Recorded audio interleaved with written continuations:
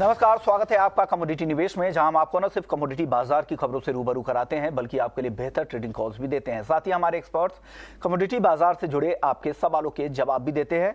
आपके पास कोई भी सवाल हो तो हमसे पूछें। हमारा नंबर है 9136934058। इस नंबर पर आप अपने सवाल हमें व्हाट्सएप कर सकते हैं। अपना नाम, अपने शहर का नाम और फिर कमोडिटी से जुड़े हुए ही सिर्फ सवाल भेजें। साथ ही आप हमारे social media page Facebook, Twitter और इंस्टाग्राम के जरिए भी अपने सवाल हमें भेज सकते हैं। हमारे साथ दो मेहमान हैं जो आपके सवालों के जवाब देंगे। नवनीत दमानी है मोतीलाल ओसवाल फाइनेंशियल सर्विसेज से, दीपेन शाह है स्टीवन.com से। आप दोनों मेहमानों का ईटी नाउ स्वदेश पर स्वागत है। और साथ ही हमारे साथ कुलिन शाह भी होंगे, पूर्व चेयरमैन है GJEPC James jewellery export promotion council के। आपका भी बहुत बहुत स्वागत है। चलिए, सबसे पहले आज गोल्ड की बात होगी, क्योंकि गोल्ड ने आज शुक्रवार के बाद लगातार दूसरे कारोबारी दिन नया रिकॉर्ड बनाया है। शुरुआती कारोबार में ही MCX गोल्ड 56,562 की नई ऊंचाई तक पहुंच गया। अब दीपेन जी, क्या लग रहा है, सोने की ये तेजी टिकती हुई आपको दिख रही है और कौन से नए लेवल देखने को मिलेंगे 2023 में? जी, सबसे पहले तो शो पे बुलाने के लिए धन्यवाद। देखिए, गोल्ड की अगर बात करेंगे तो डेफिनेटली मोमेंटम अभी भी इंटैक्ट लग रहा है। एक लेवल है 56,500 के ऊपर का क्लोजिंग, अगर वो मिल जाता है तो on the best case scenario हम 59,500 के टारगेट भी 2023 में देख सकते हैं। प्राइसेस काफी थोड़े ओवर स्ट्रेच हो चुके हैं। आज तो यूएस मार्केट बंद है तो ज्यादा मोमेंटम या वोलेटिलिटी नहीं रहेगी, लेकिन हमारा मानना ऐसा है कि जो भी गिरावट आती है उसमें आप बाई करके चलिए, बिकॉज अभी ऐसे कोई भी सिग्नल्स नहीं मिले हैं जिसमें ट्रेंड चेंज होने की रिवर्सल हो। एक बार 56,500 के ऊपर का क्लोजिंग मिल जाए तो काफी बेटर। शाह जी भी हैं।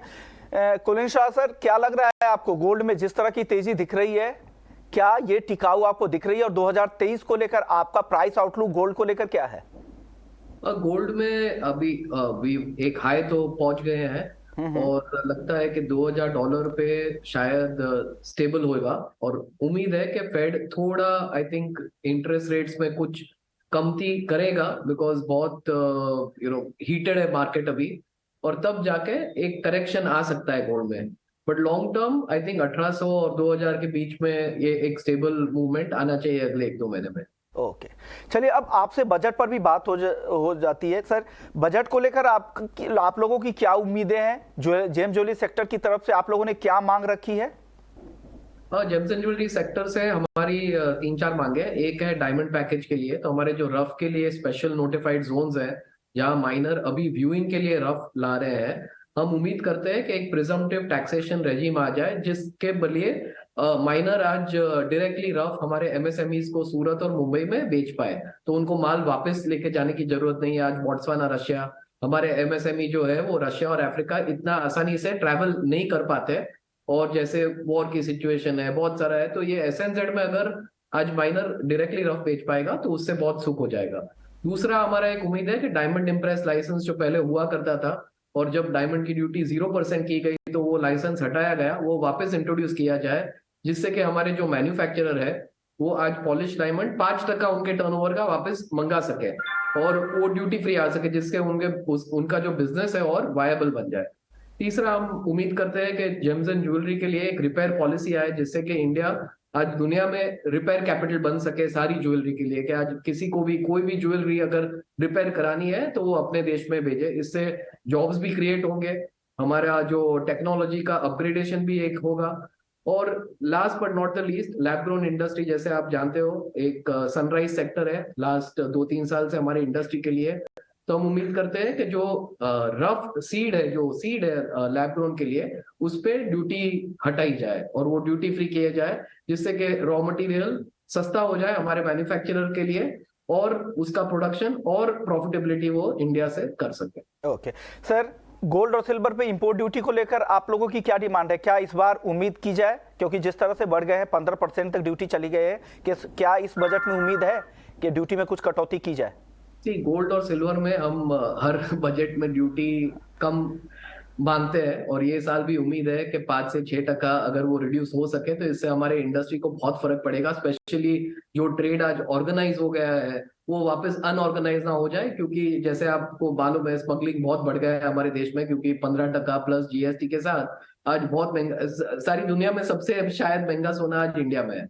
सो हम उम्मीद करते हैं कि ड्यूटी घटाई जाए। हम समझते हैं कि आज गवर्नमेंट को अगर ड्यूटी घटाएंगे तो सीआईडी डेफिसिट का इश्यूज है, और इसलिए हम लोग ने और भी सुझाव दिए हैं कि आज जो हमारी जीएमएस स्कीम है, सॉवरेन बॉन्ड्स है, उसको अगर स्ट्रेंथन किया जाए तो जो इन्वेस्टमेंट डिमांड है वो चीजें में जाएगी, और जो खाली ज्वेलरी की डिमांड है उस पे अगर ड्यूटी घटाई जाए तो जो 600-700 टन होगा उससे हमारे कंज्यूमर और जो ट्रेड है जो ऑर्गेनाइज हो रहा है उसको वो ऑर्गेनाइज ही रहेगा अगले सालों में। ओके, चलिए, ड्यूटी कटौती की तो मांग हमेशा रहती है, लेकिन देखते हैं सरकार के पास कितना रूम है सर। लेकिन अब ये सवाल है लैब डायमंड सीड्स को लेकर, जिस पर आप लोगों की मांग है कि इस पर ड्यूटी को जीरो कर दिया जाए, पूरी तरह से खत्म कर दिया जाए। क्या लग रहा है सर, क्या इतना कॉम्पिटिटिव यहाँ पर लैब में डायमंड बनाना इंटरनेशनल मार्केट के मुकाबले इतना कॉम्पिटिटिव नहीं हो पा रहा, इसलिए आप लोग ये डिमांड रख रहे हैं, या बेहतर आप लोग चाह रहे हैं कि बेहतर मार्जिन मिले ताकि और ज्यादा से ज्यादा एक्सपोर्ट यहाँ से बढ़ सके? क्या किस वजह से आप चाह रहे हैं कि जीरो इंपोर्ट ड्यूटी की जाए लैब डायमंड सीड्स पर? देखो, हमें वो वजह वो है कि आज आप देखोगे तो लास्ट 40-50 साल में इंडिया एक ही इंडस्ट्री है जहां हम लोग ग्लोबल लीडर है। एक आईटी है और एक जेम्स एंड ज्वेलरी है, जहां पे से हम लोग बोल सकते हैं कि मेड इन इंडिया है, आत्मनिर्भर भारत, इट इज, हम लोग जो हमारे प्राइम मिनिस्टर का एक विजन है, सब कुछ है। अब हीरे में आप देखोगे तो हिंदुस्तान में माइन नहीं है, मगर हम डायमंड मैन्युफैक्चरिंग के नंबर 1 लीडर हो। अच्छा, गोल्ड में भी आप देखोगे तो हमको इंपोर्ट करना पड़ता है क्योंकि अपने देश में इतना सोना माइन नहीं हो रहा है। अब लैब ग्रोन इंडस्ट्री में हमारे इंडस्ट्री को एक आज चांस है, ओके, कि हम रफ भी बना सकते हैं, उसका कटिंग पॉलिशिंग कर सकते हैं, उसकी ज्वेलरी बना सकते हैं और दुनिया भर में रिटेल उसका कर सकते हैं। तो हम चाहते हैं इंडस्ट्री के जगह एटलीस्ट ये industry start to finish Hindustan में ही रहे, और इसमें ना बल्कि हम लोग मार्केट लीडर हो मगर एक बड़ा इंडस्ट्री भी बना सके जिससे जॉब्स क्रिएशन होगा, और फॉरेन एक्सचेंज का भी अपना जो डिपेंडेंसी है, क्योंकि इंपोर्ट का कंपोनेंट ही नहीं रहेगा। अगर माल इंडिया में ही बनेगा और खाली एक्सपोर्ट रहेगा तो नेट फॉरेन एक्सचेंज ऑनर ये इंडस्ट्री बन सकता है। तो हम इंडस्ट्री के नाते वही चाहते हैं कि आज गवर्नमेंट से कि ये एक नया सेक्टर जो आज बना है वो पूरा हिंदुस्तान में ही रहे, and to and. कुलिन Shah ji, ये 2 सवाल मैं आपसे जानना चाह रहा हूँ, छोटे छोटे जवाब दीजिएगा प्लीज। पहला सवाल आपसे होगा कि इसकी रीसेल वैल्यू किस तरह की है? अगर कोई जो लैब में बने डायमंड खरीदता है, अगर वापस उस ज्वेलर के पास अगर मैं जाता हूं तो रीसेल वैल्यू मुझे क्या मिलेगा? अगर मैं 1 लाख का कोई लैब डायमंड खरीद के आपके पास आ रहा हूं तो आप मुझे क्या देंगे 1 लाख के बदले अगले साल? देखो कैसा है, आज अगर आप सोना के हीरा आज कोई भी चीज खरीदते हो तो जो भी करंट प्रिवेलिंग मार्केट रेट है वो आपका रिटर्न होता है। वैसे लैब ग्रोन में भी वैसे ही रहेगा, जो भी आज का रेट है वो हिसाब से रिटर्न होगा। सर, सर्टिफिकेशन किस तरह की दी जाती है लैब ग्रोन डायमंड के लिए? सॉरी, वो सवाल जरा सर्टिफिकेशन सर किस तरह की? जैसे नेचुरल डायमंड में अलग अलग जेमोलॉजिकल जैसे नेचुरल में सर्टिफिकेशन है वैसे ही लैब ग्रोन में रहती है। आज कोई भी लैब है, कोई भी रेप्यूटेड लैब आज दुनिया के देख लो तो सब जन जैसे नेचुरल का सर्टिफिकेशन कर रहे हैं वैसे ही लैब ग्रोन का भी कर रहे हैं। ओके सर, इंडिया में जो फिलहाल जो लैब ग्रोन डायमंड और नेचुरल डायमंड का शेयर कितना होगा? लैब ग्रोन टोटल बिक्री में, सेल्स में कितना शेयर लैब ग्रोन डायमंड का होगा, कितना नेचुरल डायमंड का होगा? आज की तारीख में लैब ग्रोन लगभग 5 से 60% है नेचुरल इंडस्ट्री का शेयर आप गिनोगे तो। ओके सर, अगर कोई खरीदार अगर जाता है किसी ज्वेलर के पास, क्या वो ये कहकर बेचते हैं कि लैब ग्रोन डायमंड है और ये नेचुरल डायमंड है? आज आप कोई भी प्लेयर के पास जाओगे तो वो वैसे ही बेच रहा है, उसका काउंटर अलग है। सर्टिफिकेशन पे बहुत क्लियरली लिखा हुआ है कि ये लैब ग्रोन डायमंड है, और नेचुरल पे बहुत क्लियरली लिखा हुआ है कि ये नेचुरल है। ओके सर, अब जाते जाते आखिरी सवाल, हालांकि बजट से हटकर मैं कुछ अलग सवाल कर रहा हूं क्योंकि तेजी से बढ़ता हुआ इंडस्ट्री, और आपने कहा भी अगर इस इंडस्ट्री को बड़ा करना है तो ट्रांसपेरेंसी भी जरूरी है। आप तो एक बहुत ट्रांसपेरेंट मार्केट में बैठते हैं, बॉम्बे और सूरत जैसी जगहों पे, लेकिन छोटे जगह है जहां पर भी लैब ग्रोन डायमंड बेचे जा रहे हैं, इसलिए मैं ये सवाल पूछ रहा हूं। सर, क्या इसको लेकर अवेयरनेस प्रोग्राम वगैरह ग्राउंड पे आप लोग कर रहे हैं? अब बहुत सारे अवेयरनेस प्रोग्राम कर रहे हैं, और एक्चुअली जैसे आई थिंक कई बार अपने देश में लगता है, बट अब आज ट्रेड हॉलमार्किंग और जीएसटी और उसके पहले डीमोनेटाइजेशन के कारण बहुत ज्यादा ऑर्गेनाइज हो गया है। कंज्यूमर अवेयरनेस भी बहुत बढ़ गया है। आज हॉलमार्किंग में लगभग मैंने के 1 करोड़ पीस हॉलमार्किंग होते हैं। सो वैसे नेचुरल है, लैब ग्रोन है, क्यूबिक जरकोनिया की ज्वेलरी है, कि सिल्वर है। आज मैं बोल सकता हूँ कि लगभग इंडिया के सारे डिस्ट्रिक्ट और गांव में वो अवेयरनेस है कि क्या किस चीज का कैसे सर्टिफिकेशन होता है। सर एक और सवाल मेरे मन में एक और आ रहा है, क्या मैं कैसे पहचानूंगा कि ये नेचुरल है, या एक कोई आम आदमी जाए, लेमैन अगर जाता है तो कैसे पहचानेगा कि नेचुरल डायमंड है कि लैब ग्रोन डायमंड है? कि आम आदमी अगर जाएगा तो उसको सर्टिफिकेशन से ही जाना पड़ेगा, बट बाकी अगर आप देखो तो बहुत सारी मशीन अवेलेबल है जिससे बहुत आसानी से डिटेक्शन हो सकता है कि ये नेचुरल है कि लैब ग्रोन। ओके, शुक्रिया कॉलिन शाह जी, आपने सारे सवालों के जवाब दिए और बताया भी क्या लैब ग्रोन डायमंड और नेचुरल डायमंड में क्या डिफरेंस और इंडस्ट्री किस तरह से पूरी तरह से इवॉल्व हो रही है लैब ग्रोन डायमंड को लेकर, और बजट में साथ ही आप लोगों की इंडस्ट्री की पूरे जेम ज्वेलरी सेक्टर की क्या उम्मीदें हैं, ये आपने अपनी बात रखी। आपसे वापस से बात होगी बजट के दिन और जानेंगे कि क्या उम्मीदें आपकी पूरी हुई। चलिए आगे बढ़ते हैं और सवाल जवाब का सिलसिला शुरू करते हैं। हमारे दोनों मेहमान बने हुए हैं।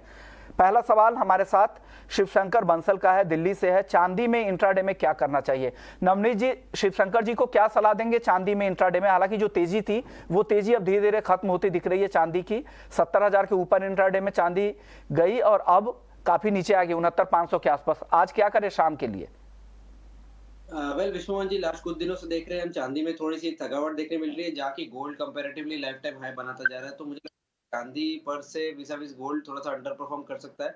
यहाँ पे आप हर पुल बैक पे सेल करिए 70,000 के आसपास। 70,400 का स्टॉप लगाया, 69,200 68,800 तक के टारगेट देखने मिल सकते। जमील भाटी है चूरू राजस्थान से, क्रूड और नेचुरल गैस में आज क्या करना चाहिए? दीपेन जी क्या सलाह देंगे एनजी में और क्रूड में? देखिए, सबसे पहले तो आज यूएस मार्केट बंद है, इसलिए ये एक्सपेक्टेशन रखे कि ज्यादा वोलेटिलिटी आपको नहीं देखने मिलेगी।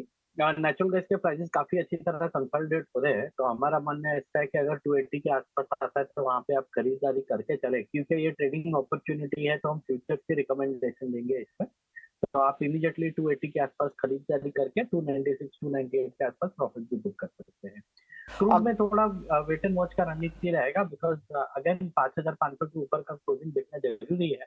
अगर उसके ऊपर का क्लोजिंग नहीं मिलता है तो यहाँ से एक बार शॉर्ट सेलिंग की अपॉर्चुनिटी आ सकती है। तो आज के दिन के लिए वेट एंड वॉच करें, कल की क्लोजिंग फुल मार्केट में देखने के बाद ही हम रिकमेंडेशन देंगे। ओके, अगले दर्शक है विशाल हैं सूरत से। नेचुरल गैस में क्या करना चाहिए? नवनीत जी, नेचुरल गैस में क्या करे विशाल? नेचुरल गैस में काफी अच्छा कॉल हमने पिछले इस हफ्ते भी स्ट्रगल, जो शुरुआत तो स्ट्रगल के साथ हुई है। हाँ, मुझे लगता है कि जब तक 302 305 के ऊपर कन्विंसिंगली ट्रेड नहीं करता नेचुरल गैस, प्राइसिंग में थोड़ा सा दबाव बना रह सकता है और उसके ऊपर आपको करीब करीब 10 से 15 रुपए की क्विक तेजी देखने मिल सकती है। तो बाय अबाउट 302, टारगेट 315 320 और स्टॉप लॉस आपका 292 करेगा। ओके, अगले दर्शक है अकरम है, कॉपर में क्या लग रहा है? एक और दर्शक का सवाल कॉपर पर ही है। इनका सवाल है, चाहत है दिल्ली से, इनका सवाल था कि क्या कॉपर 800 के लेवल तक जा सकता है क्या? दीपेन जी क्या लग रहा है? पहला सवाल कॉपर में आज क्या करना चाहिए, दूसरा सवाल क्या कॉपर 800 तक भी जा सकता है? देखिए, again at the cost of repeating my self, आज के दिन के लिए ट्रेडिंग अवॉइड करें बिकॉज यूएस मार्केट बंद है। और कॉपर डेफिनेटली जो सबसे मोमेंटम है, 800 राउंड फिगर का टारगेट ना रखे, अगर 700 में 794 796 के आसपास का टारगेट रखे वो ज्यादा बेटर होगा। लेकिन हमारा मानना ऐसा है कि जो वोलेटिलिटी चल रही है उसमें कॉपर डेफिनेटली 795 96 का टारगेट अचीव करेगा। अगले दर्शक है संजय हैं बिजनौर से। क्रूड ऑयल इन्होंने 6,318 रुपए में शॉर्ट कर रखा है। नवनीत जी क्या सलाह है संजय जी के लिए? क्रूड थोड़ा मोमेंटम पे लग रहा है और मुझे लगता है कि जब 6500 का भाव निकलेगा, 6520 का भाव निकलेगा तो आपको 6600 भी बहुत जल्द दिखा देगा। तो फिलहाल अपनी पोजीशन को 65-20 के स्टॉप लॉस से होल्ड रखिए। अगर उसके ऊपर जाता तो एग्जिट डेफिनेटली कर लेना चाहिए, वहां से एक अलग मोमेंटम शुरू हो सकता है। और अगर नीचे भी मिले तो आपको 6410 6400 के आसपास मिले तो एग्जिट कर लेना चाहिए। ओवरऑल अंडरलाइन बाइंग साइड पे है। ओके, गुगले हैं महाराष्ट्र से। चांदी का 2 लॉट इन्होंने खरीदा है 69,600 के लेवल पे। दीपेन जी क्या सलाह है इनके लिए, गुगले जी के लिए? जी देखिए, अगर थोड़ा पोजीशन को समय दे तो ज्यादा बेटर होगा। 68,000 के नीचे का क्लोजिंग बेसिस का स्टॉप लॉस रखे, बिकॉज हमने देखा है कि आज भी अटेम्प्ट हुई थी 70,000 के ऊपर जाने की, लेकिन शायद यूएस मार्केट का सपोर्ट नहीं है। कल के सेशन में अगर 70,000 के ऊपर का क्लोजिंग आ जाता है तो आई थिंक मोमेंटम बिल्डअप होकर 73-74,000 के लेवल्स भी आपको देखने मिल सकते हैं। तो 68,000 के क्लोजिंग बेसिस स्टॉप लॉस से आप अपनी पोजीशन को होल्ड कर। अगले दर्शक है हीरालाल है राजसमंद से। गोल्ड इन्होंने 56,342 रुपए में सेल किया है। नवनीत जी क्या करना चाहिए? 56,342 पे शॉर्ट किया है। वेल थोड़ा सा ऊपरी बायस देखने मिल रहा है गोल्ड में और करंट मोमेंटम अभी भी स्ट्रांग है। और आज के सत्र में ये भी देखना है कि रुपी भी निचले लेवल से घुमा जो कि गोल्ड को प्रोवाइड कर रहा है। मेरे हिसाब से इंटरनेशनल फ्रंट पे गोल्ड का टारगेट्स डन हो चुके हैं और थोड़ा सा एग्जॉस्शन या थोड़ा सा कंसोलिडेशन यहाँ पे देखने मिल सकता है। अपनी पोजीशन आप इंटैक्ट रखिए और जब तक 60 56,800 56,900 के ऊपर नहीं जाता है आप एक और पोजीशन एवरेज करके 62,200 और 55,800 तक का वेट कर सकते हैं। ओके, अगले दर्शक है अभिषेक है, गोल्ड का इन्होंने पुट ऑप्शन लिया है, 56,500 का लिया है 405 के रेट पर। दीपेन जी क्या सलाह है अभिषेक जी के लिए? देखिए ये हेज के लिए काफी अच्छी अपॉर्चुनिटी हो सकती है, लेकिन क्योंकि मोमेंटम पॉजिटिव है तो अभी पुट बाय ना करें, बिकॉज अभी कोई ऐसी क्लियर इंडिकेशन नहीं आई है। हाँ, प्रॉफिट बुकिंग आ सकता है, तो वहां पे अपने को जो भी प्रीमियम मिले वो आपने अर्न करके अपनी ये पोजीशन से एग्जिट कर लेना चाहिए, बिकॉज अभी मार्केट अपने ऑल टाइम हाई के आसपास चल रहा है।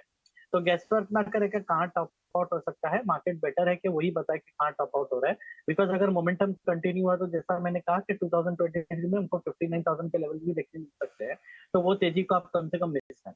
ओके, अगले दर्शक है प्रशांत है आसनसोल से। दो सवाल है इनके। एक सवाल, सिल्वर मिनी को इन्होंने शॉर्ट किया है 70,247 के लेवल पे। नवनीत जी आपसे सवाल होगा। और एनजी भी इन्होंने शॉर्ट कर रखा है 433 रुपए में। क्या करना चाहिए प्रशांत को, नवनीत जी? पहले मैं एनजी आंसर करूंगा। एनजी में बहुत अच्छा मुनाफा देखने मिल रहा है। 433 में शॉर्ट किया और अभी 290 का भाव चल रहा है। मेरे हिसाब से बुक कर लेना चाहिए। प्रॉफिट काफी निचले लेवल पे मिल रहा है, तो यहाँ पर से इनफैक्ट बाय करने की भी रणनीति बनाई जा सकती है 302 305 के ऊपर। फिलहाल एनजी बुक कर लेना चाहिए प्रॉफिट। सेकंड सवाल रहा इनका क्रूड सिल्वर सेल किया इन्होंने, तो ठीक है सिल्वर भी मैंने जैसे शुरुआत में बताया कि थोड़ा सा हिचकिचा रहा है लास्ट 4-5 दिनों में ऊपर लेवल पे सस्टेन करने के लिए, और जब तक 71,000 के भाव कन्विंसिंगली नहीं निकल जाते सिल्वर भी सेल ऑन रैली है। मेरे हिसाब से यहाँ पे 69,200 68,800 तक के स्तर आपको जल्द देखने मिल सकते हैं, तो शॉर्ट पोजीशन बरकरार रखनी चाहिए। अगले दर्शक है हमारे साथ आयु पटेल हैं अहमदाबाद से। कॉपर और चांदी में क्या करे आज के लिए? दीपेन जी आज के लिए कॉपर और चांदी में कोई कॉल है क्या आपके पास?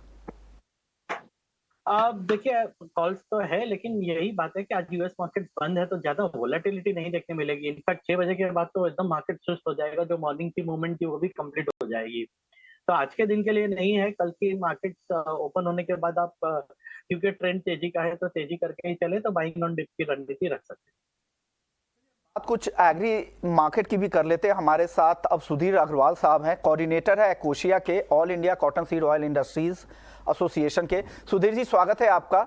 सर, कॉटन केक में तो जबरदस्त तेजी अब धीरे धीरे देखने को मिल रही है। जनवरी का वायदा 3100 के ऊपर पहुंच गया, फरवरी का वायदा 2900 के ऊपर है। क्या वजह है, क्या हो रहा है ग्राउंड पर जो इतनी तेजी दिख रही है कॉटन केक में अब? नमस्कार जी, जैसा अपन देखा है कि पहले भी मैंने बताया कि इस वर्ष अगर देखा जाए तो 15 तारीख तक टोटल मिला के 95 लाख गठान की कपास की अराइवल हुई थी, जो कि पिछले साल 155 लाख गठान की अराइवल हो गई थी।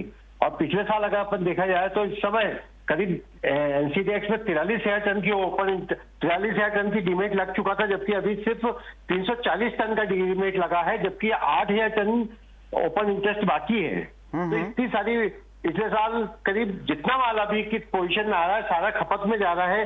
पिछले साल के मुकाबले 55 लाख गठान का कम माल आया है, जो कि स्टॉक में नहीं गया। आज की पोजीशन में अपन देखा जाए तो माल स्टॉक में जा नहीं रहा है। अगर ये माल स्टॉक में नहीं जाएगा तो आगे स्थिति बहुत भयावह जाएगी। पिछले साल के मुकाबले आवक बहुत कम है। जैसे कल भी सीआईए का फिगर आया 330 लाख गठान का कि इन्होंने टारगेट दिया, जबकि अभी तक 95 लाख गठान आई है। टोटल मिला के देखा जाए तो 235 लाख गठान आना बहुत मुश्किल काम है, क्योंकि अभी टाइम बहुत कम बचा है। अब 9 महीने बचे हैं और उसमें 1 लाख पर डे आना बहुत मुश्किल है। क्योंकि आज भी देखा जाए तो 80 से 85 लाख गठान की अराइवल है। तो देखा जाए तो क्या पता, क्या समझ में नहीं आ रहा कि या तो किसान ने माल रोक लिया या बारिश की वजह से नुकसान है।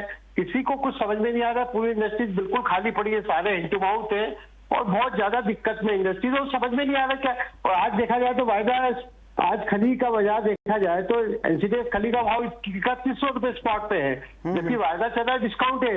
हर आदमी का मन है कि खली मंदी आएगी तो मैं स्टॉक करूंगा, पर चूंकि बाजार में माल ही नहीं आ पा रहा है तो किसी को स्टॉक करने की कैपेसिटी नहीं। बाजार भी देखा जाए तो पिछले साल से 500 रुपए कुंटल ऊंचा है। अगर हम फिजिकल में खली लेने जाते हैं 3500 से 4,000 रुपए कुंटल की खली मिलती है और उस भाव में कोई स्टॉक करेगा नहीं, क्योंकि भाव बहुत ऊंचा है। तो कुल मिला के देखा जाए तो अराइवल ना होने की वजह से, भाव बहुत ऊंचा होने की वजह से स्टॉक नहीं हो रहा है, या आगे पीछे बहुत ज्यादा परेशानी पैदा करेगा इंडस्ट्रीज के लिए। ओके, चलिए सर, अब कॉटन उत्पादन की आप बात कर रहे थे। सीआई का भी जो अनुमान था वो लगातार कम होते जा रहा है, और जैसा सीआई प्रेसिडेंट अतुल गनात्रा साहब ये भी बोलकर गए हैं कि अगली बैठक जब 15 फरवरी को होगी उसमें भी संभावना यही है कि उत्पादन के नंबर और भी कम हो सकते हैं, क्योंकि कई सारे ऐसे राज्य हैं जहां पर फसलों को नुकसान हुआ है। आपकी रिपोर्ट क्या कह रही है? आप लोगों के जो मार्केट इंसाइडर जो होंगे, जो बताते होंगे, वो क्या रिपोर्ट ला रहा है? किस तरह के उत्पादन की उम्मीद आप लोग कर रहे हैं? जो 330 लाख गांठ के आसपास का उत्पादन का अनुमान है, इससे कितना कम उत्पादन आपको लग रहा है यहाँ पर? हाँ, हमारे भी जैसे सोर्स जो बताते देखा जाए तो हम 15 जनवरी तक करीब करीब ये मान के चलते कि 50% क्रॉप आ जाती है। अगर लास्ट ईयर का भी देखा जाए तो 150 लाख का टन पिछले साल 15 जनवरी तक आ चुकी है, 150-55 लाख, और लास्ट में फिगर आया था 3 करोड़ 7 लाख का, जैसा कि सीआईए का फिगर था। पर इस साल अगर अपन देखा जाए 15 तारीख तक अगर अपन देखते हैं तो बहुत भयावह स्थिति है। सिर्फ 95 लाख टन फसल आई है, उस हिसाब से तो देखते हैं 1 करोड़ 90 लाख आएगा। फिर भी अपन ये मानते हैं कि 10-20 लाख अगर जैसा सीआईए का है, तो मेरे को ऐसा लगता है कि पिछले साल जितना 3 करोड़ 7 लाख के करीब ही आ पाएगा, पिछले साल से कुछ ज्यादा आने की उम्मीद कमी है इस साल भी। ओके, यानी इस साल भी उत्पादन पिछले साल के आसपास ही रह सकता है, उससे बहुत ज्यादा उत्पादन की संभावना नहीं है, यानी 310 लाख गांठ के आसपास का उत्पादन रह सकता है। शुक्रिया सुधीर जी, आपने वक्त निकाला हमारे लिए। चलिए वापस से लौटते हैं, कई सारे दर्शकों के सवाल भी है, वो भी लेने हैं। समीर है बुलंदशहर से, क्रूड इन्होंने 6300 के स्ट्राइक का पी ले रखा है 80 रुपए पे, नेचुरल गैस का पी 17 रुपए पे खरीदा है, हालांकि इनके स्ट्राइक प्राइस यहाँ पे मिस हुआ है। समीर जी का क्या करना चाहिए? ये दोनों पी में बने रहना चाहिए क्या नवनीत जी, क्रूड और एनजी के पी में? वेल, क्रूड में मेरा थोड़ा सा पॉजिटिव बायस रह सकता है, तो क्रूड में पुट एग्जिट कर लेना चाहिए और कॉल साइड पर शिफ्ट करना चाहिए। इनफैक्ट 6400 का कॉल आपको करीब करीब 100 रुपए के आसपास मिल रहा है, जो 70 रुपए के स्टॉप लॉस से उठाइए, 180-190 तक के टारगेट देखने मिल सकते हैं। रहा सवाल पुट का, तो नेचुरल गैस काफी हद तक निचली दिशा ऑलरेडी दिखा चुका है, और यहाँ पर पुट होल्ड करना मुश्किल हो सकता है।